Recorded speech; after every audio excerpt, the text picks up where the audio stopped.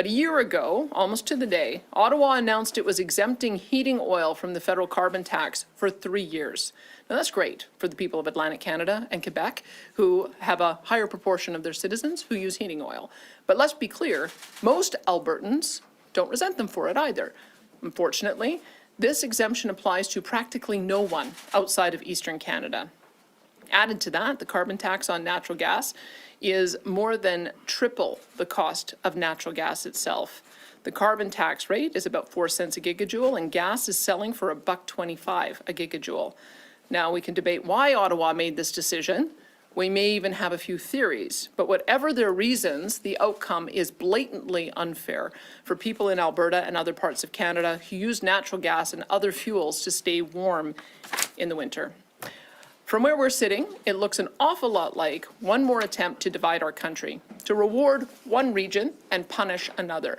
And we're not going to sit back and let this unfair carve-out disadvantage Albertans for another winter.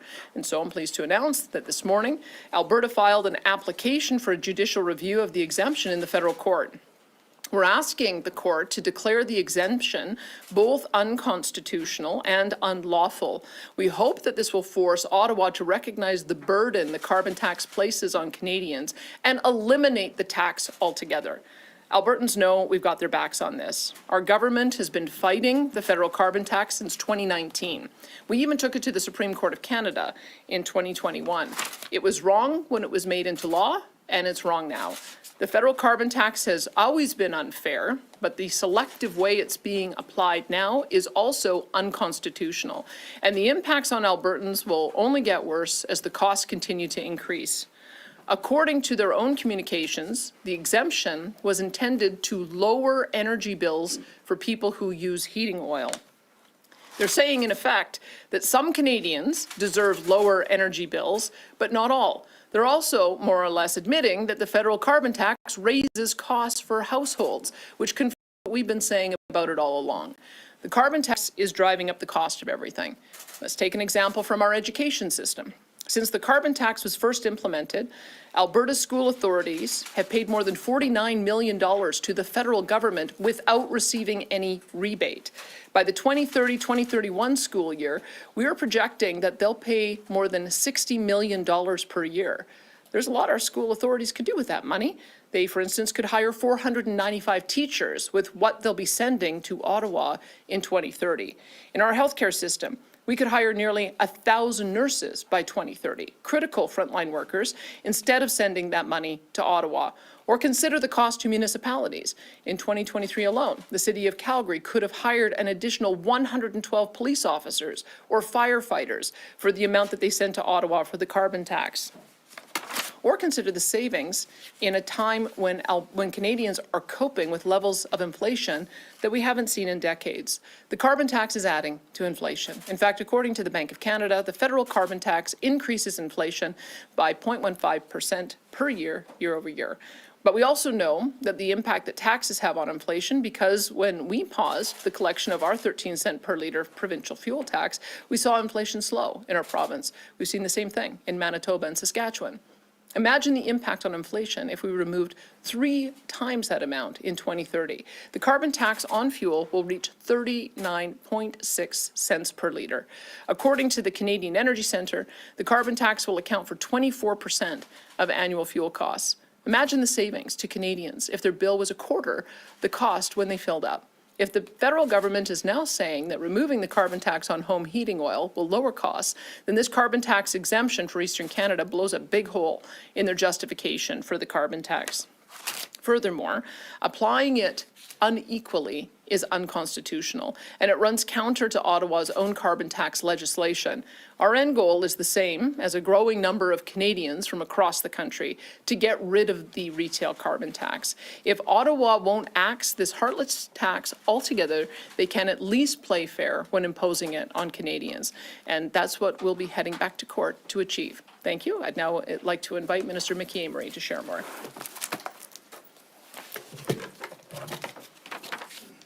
Well, thank you very much, Premier. This morning, as the Premier mentioned, Alberta filed an application for judicial review in federal court. The federal government continues to act outside the law, and they need to be held accountable.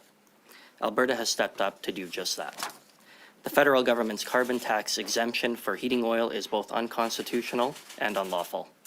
Unconstitutional, as it applies what is supposed to be a national standard unfairly and inconsistently across the country to benefit one particular region. In this case, those who use home heating oil, which is more emissions intensive than most other heating fuels, receive an economic benefit that is not provided to those who heat their homes in different ways. Unlawful, because the federal government's actions are also inconsistent with their stated purpose for enacting the Greenhouse Gas Pollution Pricing Act in the first place. The purpose of this legislation was supposedly to set a minimum national standard for carbon pricing to meet emissions targets under the Paris Agreement. This legislation does not give the federal government the authority to make special exemptions for certain regions of our country. Inconsistently applying federal law to score political points is not something that we should ignore.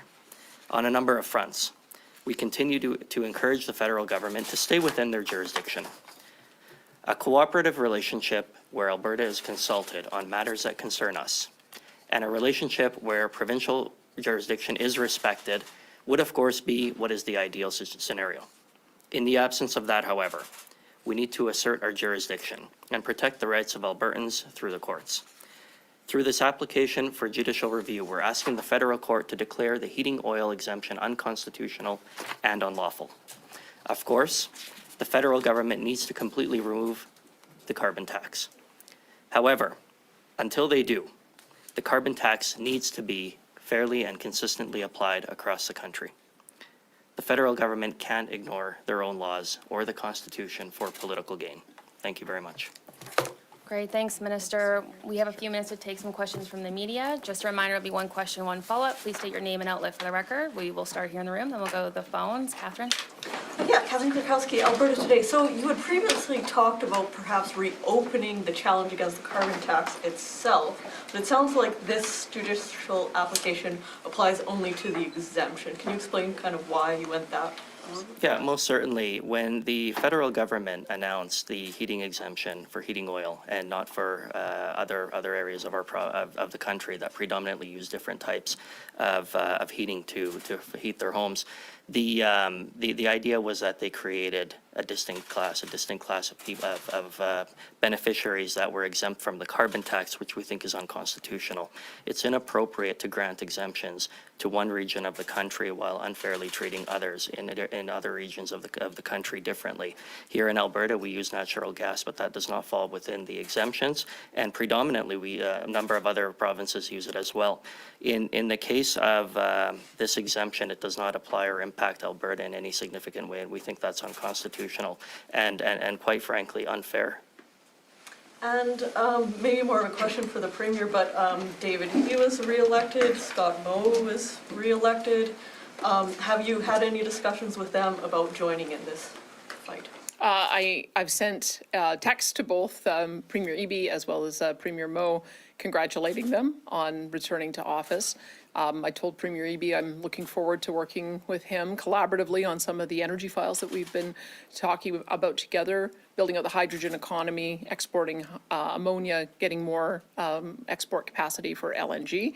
And I spoke with Premier Moe about potentially considering joining this case. So we'll see what I mean, he's already demonstrated that he believes that the federal government is treating his province unfairly. He acted in a bit of a different way than we did, and I hope that he's able to join this case as soon as he gets his cabinet sworn in. Shailen? Yeah, just wondering what the motivation for why making this announcement now. The exemption on home heating oil has been in place for a year, I believe. Well, it takes a little bit of time for us to get our legal arguments developed. It's a timing thing. It's the work that needs to happen internally with the Justice Department. The Justice team that is leading this is phenomenal. It is being handled in-house within our department, and we just needed the time to develop our legal arguments and prepare for the legal challenge. I guess some might say if you're standing up for Albertans, did it take a year to launch that legal argument, especially since you have launched several legal cases against the federal government stepping out of its jurisdiction before. Most certainly, but we take the time to get this right. We've been tremendously successful in a number of different areas in the past year and even before that as well. In a number of different areas, as you recall, the Emergencies Act was deemed to be unconstitutional. We know that the plastics ban was struck down by the courts as well. C-69, most recently by the Supreme Court of Canada, was deemed largely unconstitutional as well. And so for those reasons, I think that we're well equipped and well prepared, but we will take the time to do it right and serve Albertans best. Sorry, Premier, this holiday for heating oil is not just aimed at Eastern Canada, it's the whole country. Now, you could say we don't use a lot here in Alberta, but it's not as if they're said only the Maritimes or Atlantic Canada gets a holiday. It's the entire country, except for the provinces, I guess, that have their own carbon tax, like BC. So less than 1% of Alberta, Saskatchewan, and Manitoba use home heating oil. It's 1% in British Columbia. It's 2% in Ontario, 4% in Quebec, 7% in New Brunswick, 18% in Newfoundland and Labrador, 32% in Nova Scotia, 40% in Prince Edward Island. I think it's pretty clear that there are there's certain regions in the country that are disproportionately benefiting from this. The entire argument that the federal government made about why they needed to impose a federal retail carbon tax was to create fairness across the country. This clearly does not create fairness, and it in fact exempts one of the highest emitting fuels. So they've undermined their entire argument. And if their argument is that it's an affordability issue, well, it's an affordability issue for us too. So we think that they've opened themselves up to a challenge on it. Speaking of money, affordability, a different topic, but related to money. I've heard that during your recent caucus retreat, that MLAs were told we could be heading towards a deficit in Alberta. Is that true? Well, look, it's a serious problem. My finance minister warned of that when we launched our budget this year, that we need $74 oil to average throughout the year in order to run a $300 million surplus. If you look at the prices, they went down below $67 yesterday, and so we're watching that very closely. But when you look at some of the projections coming in from the different forecasters, they're projecting potentially that oil will come down to $65 in future years. So we want to be honest with people that, yeah, we've had some really good years. And when we have really good years, we've generated windfall revenue, and we've been responsible with them. We've made sure that the lion's share of them go into paying down debt or going into savings. But I think people need to understand that we want to be able to run balanced budgets, and that's part of we have a number of different pressures coming our way, and we have to be honest with people about what we're facing. Could the minister respond as well? Yeah. Looking at a deficit. Well, it's too early to say, Graham. We're just getting into our sincere budget deliberations this fall. We look at the price of oil, we look at the forecasts, but everything the Premier said is correct. It'll be a sincere challenge if there isn't an uplift in the overall forecast for oil, coupled with our population growth pressures that we're seeing on the spending side. So, too early to say, but we're watching it every day, and it will be a challenge regardless. Great, thanks, Jonathan. Hi, Jonathan Bradley, Western Standard. So you spoke about filing the application to the Federal Court of Canada against the home heating oil exemption. What will be your legal strategy to win the case? Well, I think it's to identify that there are two key deficiencies here. Number one, that the case is unlawful, as I mentioned earlier, and the fact that it's unconstitutional. It creates a distinction. It divides this country in ways that are unprecedented for this particular federal government. And we just want to make it absolutely clear that Alberta is not being treated fairly in this. You've heard the stats from the Premier. Less than 1% in Alberta, Saskatchewan, and Manitoba actually use home heating oil, and that creates a disproportionate advantage for people in Eastern Canada. We know that we have our theories about why that is, but certainly we think that it's unconstitutional and it's unlawful. It doesn't comply with the agreements that Canada has entered into. It creates distinctions and a division in this country, and I think that's where our strategy will lie. Okay, you spoke about how not many Albertans use home heating oil. You mentioned it yourself, it was 1%. Pardon? Less than 1%. Less than 1%. So what's stopping the Alberta government from trying to shift towards having more people use home heating oil? Well, I mean, I'll take a quick stab at this and I'll let the Premier articulate on it, but we have an abundance of natural gas in this province. It is clean energy. It is available widely all across this province, and indeed, I think it's far better to use more conscience than home heating oil would be. And you would think that the federal government would reward that type of use by providing this exemption to Albertans and to Western Canada. But unfortunately, that's not the case here. We know that natural gas burns cleaner, it's more efficient, it's more environmentally conscious, and yet it's not being recognized in any way. So I'll leave it at that and let the Premier articulate if you would. That's fine. Okay. Okay, Emmanuel? Yeah, I want to understand your legal argument, because the Constitution doesn't say that the federal government can't do a policy for a part of the country and not for another part of the country. Well, look, at the end, here, let me just give you this for a sec.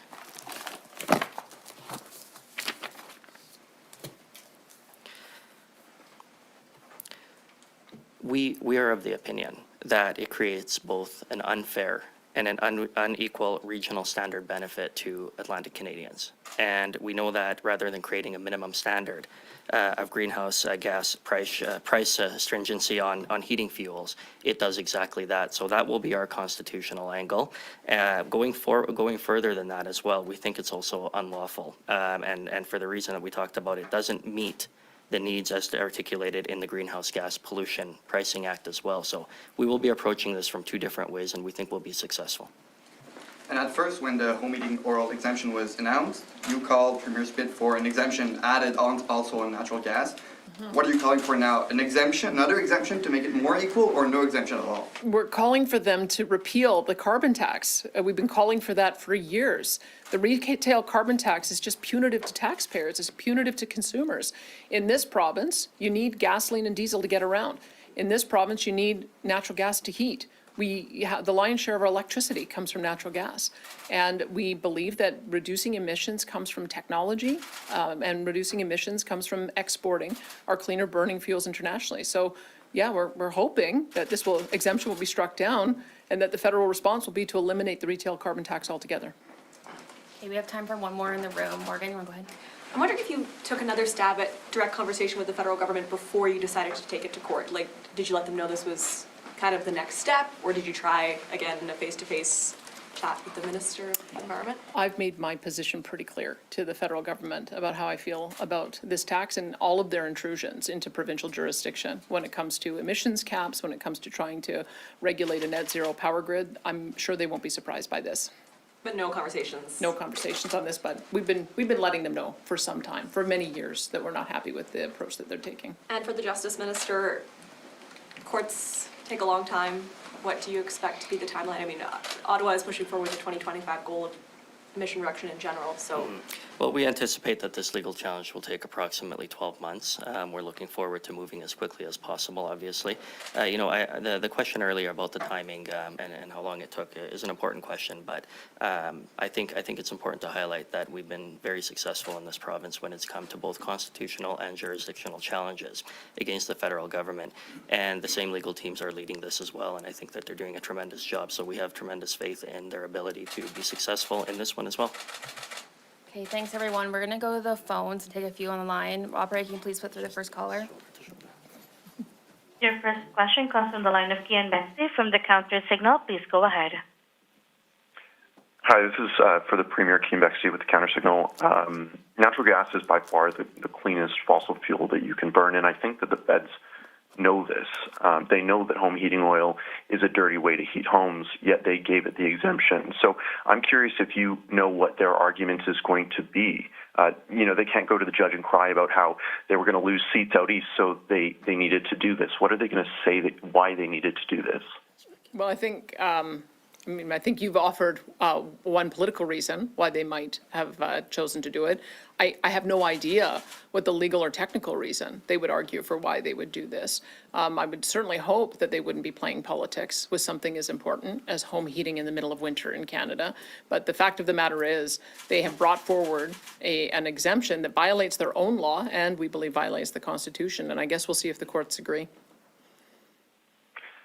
Just to follow up, it's slightly different, but the Bloc just announced today that they will be hoping to bring down the Trudeau government. Do would you prefer that this all be for nothing and that the government falls and this gets repealed by a different government? Look, I've said that I don't believe that Justin Trudeau has a mandate to impose the kind of policies that he is talking about, particularly with the emissions cap. It's why we started the Scrap the Cap campaign, particularly with the net zero power regulations. We're worried that the approach that they're taking is one where they clearly have an agenda to keep it in the ground. By having such aggressive emissions reduction targets by 2030 would shut in, so S&P Global says, 1 million barrels of production. By 2035, 2.1 million barrels of production. We don't think that they have the authority to do that. They have consistently gone down in the polls over the last year. They no longer have a coalition government with the NDP. And this is one of the most significant aspects of our GDP, potential to lose 150,000 jobs, potential to cost not only our government, but their government significant revenues. So when you have something of this importance, he should seek a mandate to be able to do this. And that's why we would be quite happy to see an election called sooner rather than later. If he gets a mandate, then I guess we deal with it through the courts afterwards. If he doesn't get a mandate, then hopefully we'll be able to have a constructive conversation with the next government. Thanks, Premier. We have time for a couple more questions. Operator, next caller, please. Your next question comes from the line of Jason Martesau from C. Please go ahead. Premier, question with regards to rights statutes. Do you intend, or does the government intend to apply the notwithstanding clause on any of the legislation it will table on transgender issues? We're trying to find the right balance. We've already indicated in our policy, our Bill of Rights, that parents have the right to determine the education for their kids. So we think that the court will be mindful of that as we're bringing through some of the notification provisions in the Education Act. And I think it's been pretty clearly, I think, established in law that young children do not have the mental capacity to make their healthcare decisions until they become of an age of maturity. So we think that that is likely to be compliant with the law as well. And we also are, we have also heard that women and girls need protection in their ability to participate in sport. And so we're not anticipating having to use a notwithstanding clause. We think we've found a reasonable balance. Thank you very much for that answer. Question for Minister Horner. I believe it was several months ago, you were on national television saying you were absolutely serious that you wanted to bring in a incentive program to encourage Albertans to get home heating oil. If you were indeed absolutely serious about it, what happened to that investigation? Well, I think I said I was deadly serious, but I was deadly serious about making a point, and I think I did. As the Premier and the Minister have said, you know, Alberta uses natural gas. It's a cleaner burning fuel. If the market signals from the federal government want to push people towards using diesel and heating fuel to heat their homes, that's ridiculous. So that's the point I was making. But yeah, we don't make policy decisions in the middle of interviews.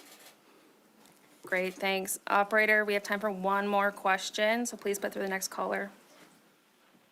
Your next question comes from the line of Don from Calgary Herald. Please go ahead. Premier, could I ask you, given your recent comments about the promised income tax reduction, that it would not happen in 2027, but would be pulled forward a bit, and I guess we're assuming or hoping it will be in 2025 budget next spring. Now, what happens, though, if oil does hit these lower levels that you're so concerned about? Are you still going to go ahead with that tax break a little sooner, as you said? That is next year? We are doing what we can to accelerate the tax cut. We're looking at all of the factors. As you know, there's a Treasury Board process that starts pretty soon here, through the months of November and December, and then we'll release the budget in February. We are looking to find a way to accelerate that tax cut, but we'll have to do our work over the next few months to see if we can do that. Could I follow by asking, do you plan to phase it? That is, bring it in by degrees rather than all at once? Again, that would be another aspect that they'd be discussing at Treasury Board. I mean, I take my finance minister's advice seriously, and so he will give us guidance once he's gone through the Treasury Board proposals, had a chance to assess what the asks of the ministries are, assessed all of the different pressures that we're having, looking at where we find ourselves with resource royalties. There's a lot of factors to consider, so it does take a number of months to get to it, but I'll certainly be taking my finance minister's advice on that.